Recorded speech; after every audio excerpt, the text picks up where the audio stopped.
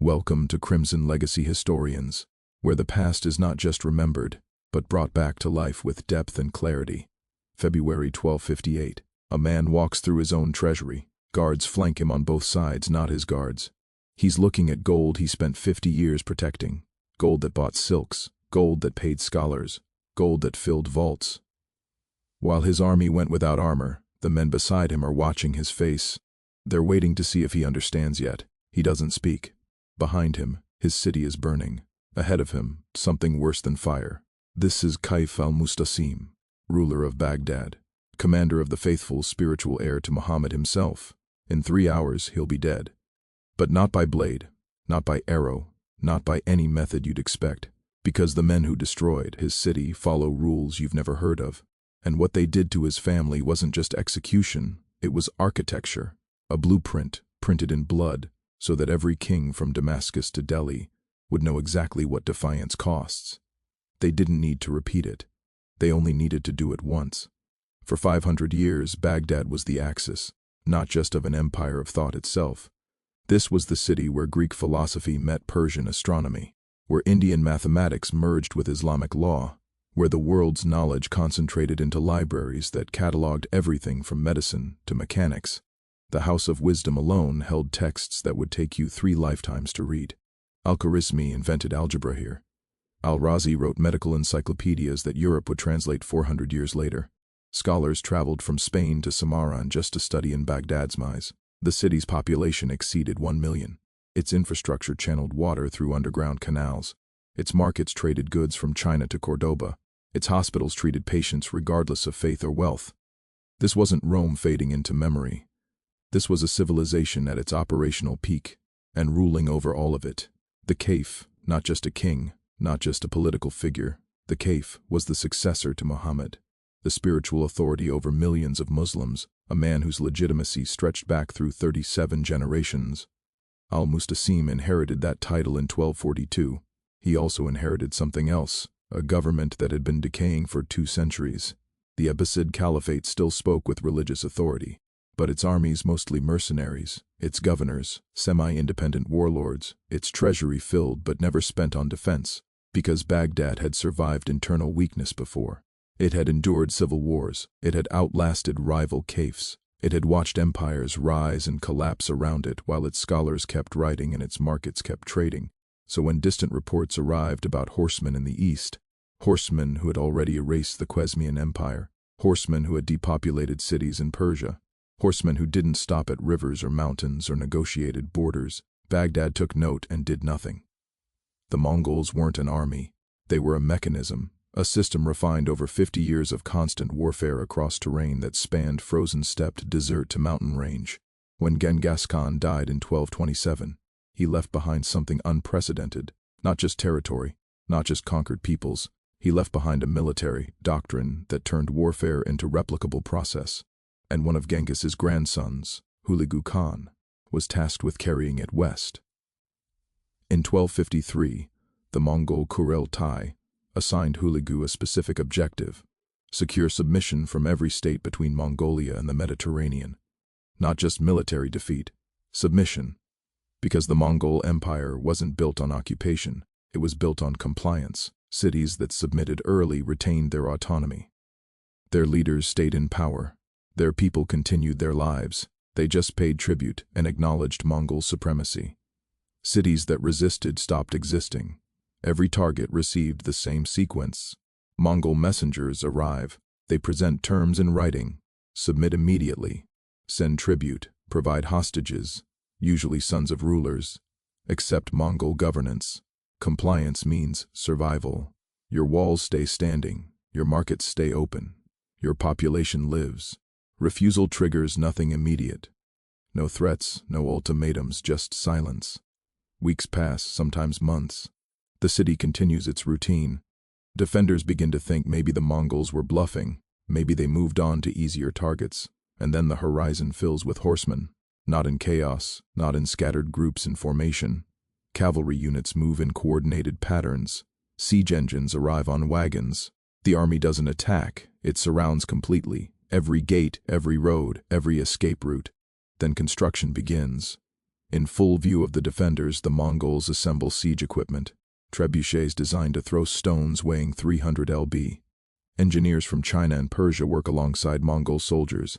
The defenders watch machines being built specifically to dismantle their walls. A second embassy arrives. The terms are repeated word for word exactly as before. This is the last chance. Most cities surrender here. If refusal continues, the siege begins. Not as chaos, as procedure. When walls collapse, infantry moves through in units. When gates break, cavalry secures routes. The city falls in sections. And once inside, the population is divided.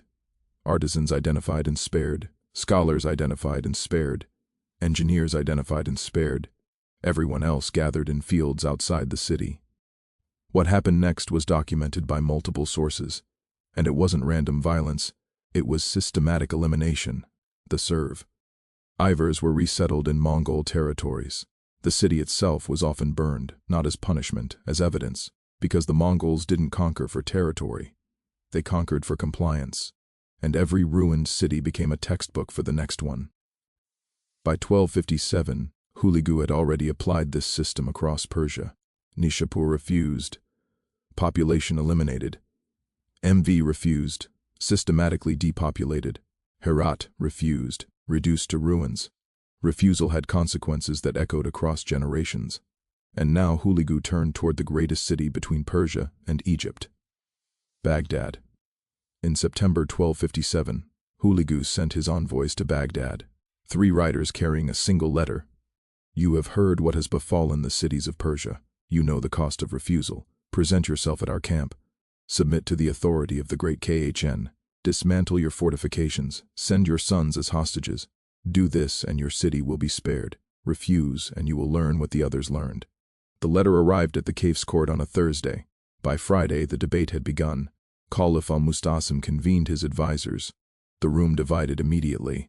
His vizier, Ibn al-Kami, urged immediate compliance. He laid out the evidence. The Khwarezmian Empire had fielded 400,000 soldiers. They had fortified cities. They had mountain strongholds. All of it gone. Nishapur had walls 30 feet thick. MV had been called the city the world depends on. All of them erased. These are not raiders. Ibn al-Ai said this is a military system that has refined itself across 50 years of continuous warfare. We cannot fight them. We can only survive them.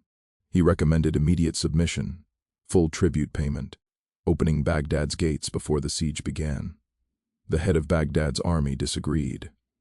The Mongols were horseman-step cavalry. They excelled in open terrain. Baghdad's walls had never been breached. They have no experience with sea. GE warfare against prepared defenses, he argued, and they're far from their supply base. They can't maintain a siege in hostile territory. A third faction invoked theology. Baghdad was the seat of the Caliphate. The city represented the center of Islamic civilization. God would not allow pagans to destroy the house of the Prophet's lineage, they argued. Al-Mustasim listened. He was 54 years old. He had ruled for 16 years. He had never faced a military crisis of this scale. Contemporary sources describe him as fond of luxury, devoted to scholarship, uncomfortable with military matters, trusting in the authority of his position. He looked at the letter from Hulagu. He looked at his advisors, and he made his choice. We are the Caliphate, he said. We do not submit to threats from horsemen. He ordered the envoys dismissed. No tribute would be sent. No preparations would be made. Ibn al-Ai, the pragmatist vizier, tried one more time. If we refuse, they will come. Then let them come, al-Mustasim replied. The envoys left Baghdad on September 24, 1257. They carried no response, just confirmation of refusal. What followed was more telling than the refusal itself. The caliph didn't mobilize the army. He didn't reinforce the walls. He didn't open the treasury to pay for defenses. Instead, he continued his routine as if the threats would dissolve through inaction. Meanwhile, 300 meters to the east, Hulagu's army began moving. November 11, 1257. Mongol advanced forces appeared 30 miles east of Baghdad. Scouts reported back to the city. Cavalry units, estimated 5,000 horsemen, no siege equipment visible. The military commander saw opportunity. If the Mongol force was small and isolated, Baghdad could destroy it in open terrain. A decisive victory would demonstrate Baghdad's military capability and discourage further Mongol advance. The commander recommended immediate offensive action. The Caliph agreed. On November 13th, Baghdad's field army marched east, 20,000 men, 12,000 cavalry, 8,000 infantry. This was the largest force the Caliphate had assembled in decades. They carried 3 days of supplies. The plan was simple: intercept the Mongol advance force, engage in open battle, destroy them before reinforcements arrived, return to Baghdad victorious. November 15, 1257. The armies met 25 miles northeast of Baghdad. Baghdad's commander deployed his forces in traditional formation, cavalry on the wings, infantry in the center. The Mongol force was visible across the field. Smaller than expected, maybe 4,000 horsemen. Baghdad's cavalry charged. What happened next was recorded by survivors who fled back to Baghdad. The Mongol line retreated not in panic, in coordination. They fell back in organized units. Baghdad's cavalry pursued. The retreat continued 1 mile, 2 miles, still organized. Then the flanks appeared. Mongol cavalry units that had been hidden in gullies to the north and south emerged simultaneously. Baghdad's cavalry found itself surrounded, not by the 4,000 horsemen they'd been chasing, by 15,000. What followed wasn't a battle. It was dismantling. Mongol cavalry archers fired while riding at full gallop. They used composite bows that could punch through armor at 200 yards. Baghdad's cavalry tried to regroup. The formations had already disintegrated. Officers shouted orders that couldn't be heard over the chaos. The infantry, watching from their position, saw the cavalry wings disappear into the Mongol formation.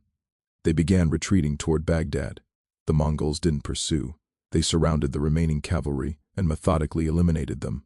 By nightfall, it was over. Survivors who reached Baghdad reported of 20,000 men who marched out. Fewer than 3,000 returned. The Caliph's personal guard eliminated. The cavalry mercenaries destroyed. Baghdad's field army no longer existed. Not rooted, not scattered, erased. When the survivors' reports reached the court, the nature of the situation changed. This wasn't a raiding party, this was a trap. The Mongols had used a small detachment to draw Baghdad's army into the open and eliminated it with precision. By December, the main Mongol force was visible on the horizon, and Baghdad's walls were all that remained. January 11th, 1258. The Mongol army completed its encirclement of Baghdad. Hulagu commanded an estimated 150,000 soldiers. The Mongols didn't just surround Baghdad, they built infrastructure. Fortified camps were established at every gate. Guard rotations were scheduled. Supply lines stretched back to Persia. Escape became impossible. The Mongols began assembling siege engines not hidden behind lines. In full view of the walls, Chinese engineers worked alongside Mongol soldiers. Trebuchets were built with geometric precision. Baghdad's defenders watched the construction day after day. They could see exactly what was being prepared, and they could calculate exactly what it would do to their walls. On January 17th, Hulagu sent another embassy. The message had changed. The time for full submission has passed, but the Caliph may still preserve his life. Open the gates. Present yourself. Order your garrison to disarm. Do this within 3 days and the population will be spared. The Caliph convened his remaining advisors. The pragmatist vizier recommended acceptance. We have no field army. We have no allies coming. We have no way to withstand what's outside our walls. The religious scholars still invoke divine protection.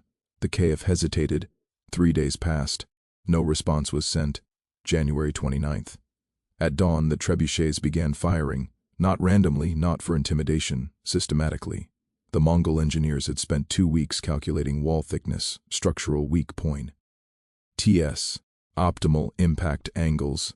The stone struck the same sections repeatedly. Each impact created microfractures in stonework that had stood for 5 centuries. The bombardment continued for 8 hours, then stopped. The Mongols waited. Overnight, the damaged sections weakened further.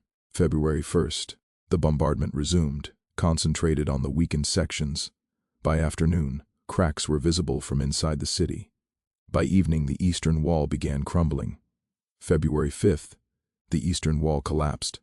A section 90 feet wide simply disintegrated. Mongol infantry moved toward the breach, not charging, walking in formation. They entered Baghdad in units, secured the breach. established a perimeter, advanced block by block. Baghdad's remaining garrison tried to hold the breach. They were outnumbered, outmaneuvered, outfought. By nightfall, the Mongols controlled the eastern quarter of the city. February 10th, the Caliph sent an envoy to Hulagu's camp. The message was brief. I will surrender personally. I will open the gates. I will order my garrison to disarm. Spare the city.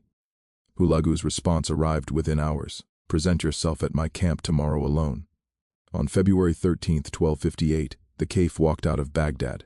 The Caliph didn't go to Hulagu's camp alone. He brought 3,000 members of the court, his sons, his ministers, his scholars, his generals. They walked through the gate, unarmed. Mongol guards flanked them immediately, not threatening, just present. The procession moved through the Mongol camp. Soldiers watched in silence. No insults, no violence, no visible anger, just observation. Hulagu received the Caliph in his command tent. Hulagu's first question was practical. Where is your treasury? The Caliph hesitated. We are prepared to offer tribute. Where is it? The Caliph provided directions. Hulagu sent soldiers to verify. They returned 3 hours later. The vault was opened. What they found? Gold ingots, thousands of them, silver coins, countless chests, jewels accumulated over generations, silk enough to clothe an army. Hulagu ordered the entire treasury documented. Then he ordered the Caliph brought there. The Caliph was taken back into Baghdad through streets now controlled by Mongol soldiers, past buildings beginning to smolder to his own treasury. The doors were open. Hulagu walked him through room by room, vault by vault. They didn't speak, but the question didn't need to be asked. Why was this wealth sitting here while your walls crumbled? Why were these coins in storage while your soldiers went unpaid? Why was this gold locked away while your city prepared for nothing? What happened next is reported differently across sources. The Persian historian Rashid Aline records, Hulagu ordered the Caliph to eat his gold to consume the wealth he'd valued more than his people's survival. Whether this literally occurred is debated. What's documented is what followed. The Mongols followed Hengist spiritual beliefs.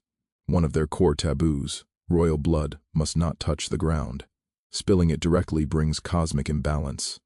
So when executing nobility, alternatives were required for the Caliph. They chose a specific method. He was wrapped in a carpet tightly, completely arms-bound, legs immobilized, then laid on the ground outside the treasury. Horses were brought forward. The horses didn't trample randomly. They were led slowly, deliberately across the wrapped figure repeatedly. The weight of the horses crushed the body inside the carpet. No blade was drawn. No executioner announced judgment. No formal proclamation was made. When it ended, the Caliph was dead. No blood had touched the earth. The taboo was satisfied. But something else had been created. A method that would be discussed in every court from Anatolia to Delhi. A death that carried meaning. Beyond mere execution, the Caliph's sons were separated from the court group. All of them. Contemporary sources report they were executed the same day. Some accounts say they were also wrapped and crushed. Others suggest they were killed out of sight. What doesn't vary, all died. No heirs survived. The Caliph's daughters were taken from the group. Their exact fate is recorded vaguely. Some sources mention them being distributed among Mongol officers. Others say they were sent east to Mongol territories. After February 13th, they disappear from detailed historical record. The 3,000 who had walked out with the Caliph, ministers, scholars, generals, were divided. Those with useful skills were identified and removed. Engineers spared and sent to Mongol service. Physicians spared. Administrators who knew local governance spared. The rest were executed outside the city. The Abbasid dynasty, 500 years of continuous rule, ended that day. No succession occurred. No heir escaped. No continuation was possible. The family line that traced back through 37 generations to the Prophet Muhammad's uncle was severed, and the news began spreading before the bodies were cold. After the Caliph's death, Hulagu gave Baghdad to his soldiers. For 13 days, the Mongol army divided Baghdad into sectors. Each unit was assigned specific districts. They moved systematically, building by building, street by street. Anyone with demonstrable skills was separated. Artisans who worked with metal, wood, or stone. Scholars who could read and write. Merchants who knew trade routes. They were marked and removed to camps outside the city. Valuables were collected systematically. Gold, silver, jewels, silk, spices, manuscripts. Everything of value was catalogued and removed. Everyone remaining was moved outside the walls. What happened next is described in sources from multiple perspectives. The elimination was methodical. Estimates of the death toll vary wildly. Contemporary sources claim anywhere from 200,000 to 1 million dead. Modern historians suggest the actual number was likely between 90,000 and 200,000. What's verified is the aftermath. After the population was dealt with, the city itself was addressed. The House of Wisdom burned, manuscripts thrown into the Tigris River, so many books that the river reportedly ran black with ink, the Grand Mosque partially demolished, the Caliph's palace razed, the canal system deliberately damaged. Not random destruction, deliberate to ensure Baghdad couldn't quickly recover. February 20th, Hulagu ordered his army to withdraw. They left behind a city with entire neighborhoods erased, infrastructure damaged beyond immediate repair, a population reduced by half at minimum. But they also left something else. Survivors. Specifically, survivors who could tell others what they'd seen. Because the Mongols didn't want Baghdad erased from memory. They wanted it remembered. Within weeks, the story of Baghdad reached Damascus. Within months, it reached Cairo. Within a year, every court from Anatolia to India knew exactly what had happened. Not just that Baghdad fell, but how and what happened to the man who thought he was untouchable. After February 1258, something changed across the Islamic world. Cities that had been preparing resistance suddenly reversed course. Damascus opened its gates before the Mongols arrived. Aleppo sent tribute and hostages preemptively. Smaller emirates throughout Syria and Iraq submitted without seeing a single Mongol soldier. Because Baghdad hadn't just been destroyed, it had been demonstrated. Rulers across the region performed the same calculation. Resist. Face a siege you cannot win. Watch your city burn. Die wrapped in a carpet while your family is erased. Submit. Retain your position. Pay tribute. Survive. The equation was clear. The Mongol expansion finally stopped in 1260 at the Battle of Ajalut. The Mamluks, a military state based in Egypt, defeated a Mongol army in open combat. But even the Mamluks had learned from Baghdad. They didn't rely on walls. They didn't trust in sacred authority. They built their entire society around one purpose: creating a military force capable of stopping the Mongols in the field. They studied the Mongol system. They adapted elements of it. They prepared specifically for that confrontation. Because they understood what Baghdad hadn't. The Mongols weren't raiders you could wait out. They were a system you had to match. Baghdad survived as a city. People returned. Markets reopened. Trade resumed, but it never recovered its position. The center of Islamic civilization moved elsewhere. The House of Wisdom was never rebuilt. The collected knowledge was never reassembled. The scholars who died were never replaced. But something else persisted. The memory of what defiance cost. Long after Hulagu's death. Long after the Mongol Empire fragmented. Long after the steppes fell silent. The shape of Baghdad's fall remained. Preserved in chronicles that circulated across continents. Repeated in courts whenever advisors debated resistance. Calculated in every throne room that considered defying a superior force. Titles don't negotiate with tactics. Tradition doesn't stop siege engines.